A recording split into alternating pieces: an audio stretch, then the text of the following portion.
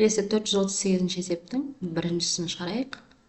80-нен 79 азайтылған 16-тан 3 қосылған 80-нен 39.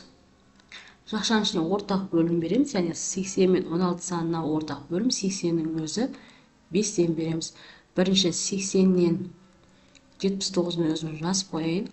Азайтылған 80 болады бөлшектің бөлімде, 15 қосылған 39.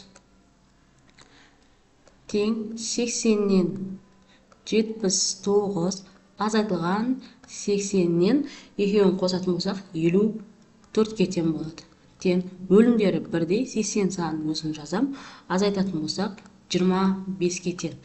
Так, 5-ке бөлетін болсақ 16-тан 5-ке тең болады екен.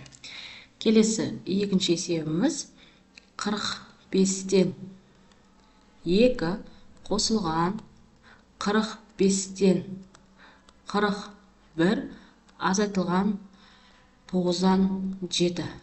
Тең 45-тен 2 қосылған ортақ бөлім берем, 45 санынан 5 болады. Сонда 45 бөлімде 41 азайтылған 35 болады екен. Тең 45-тен 2 қосылған 45-тен азайтатын болсақ, нәтижесі 6-ға тең болады.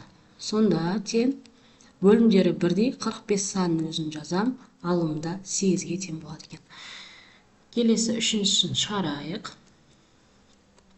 15-тен 7 азайтылған 15-тен 2 қосылған 5-тен 1.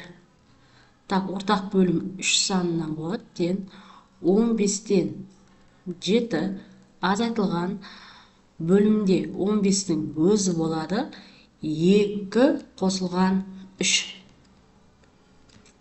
Тең 15-тен 7 азайтылған 15-тен 5. Сонда 15-тен 2-ге тең болады екен. Келесі төртіншісін шығарайық. 16-тан 3 қосылған 16-тан 15 азайтылған 8-ден 5. Ортақ бөлім 16 санын өзінен 2-ден берем. 16-тан 3 қосылған 16, 15 азайтылған 10. Тең 16-тан 3 қосылған 5 болады, 16 болады. Сонда 16-тан 8-ге тең болады. Сонда 2-ден 1-ге тең болады екен. Келесі 439 есептің біріншісін шығарайық. 60-тан 31 қосылған 20-дан 7 қосылған 60-тан 11. Ортақ бөлім берейік, 60 санынан 3-ке тең болады. 60-тан 31 қосылған бөлшектің бөлімі 60 болады. 21 қосылған 11. Тең 60-тан 31 қосылған 60-тан 32-ке тең болады. Сонда 60-тан 63-ке тең болады. Ол дегеніміз 1,60-тан 3-ке тең. Екеуін 3 санына қысқартып жіберсем 1, 20 болады. Сонда 1,20-дан 1-ге тең болады. Келесі екіншісін шығарайық. 54-тен 53 азайтылған жақшаның ішінде 6-тан 1 қосылған 9-дан 7. Ортақ бөлім 54 санынан болады. Так, 9, 6 болады.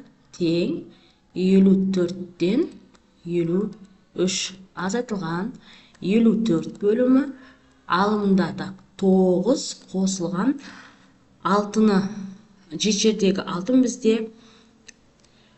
42-ке тең болады. Тең 54-тің өзін жазып аламын.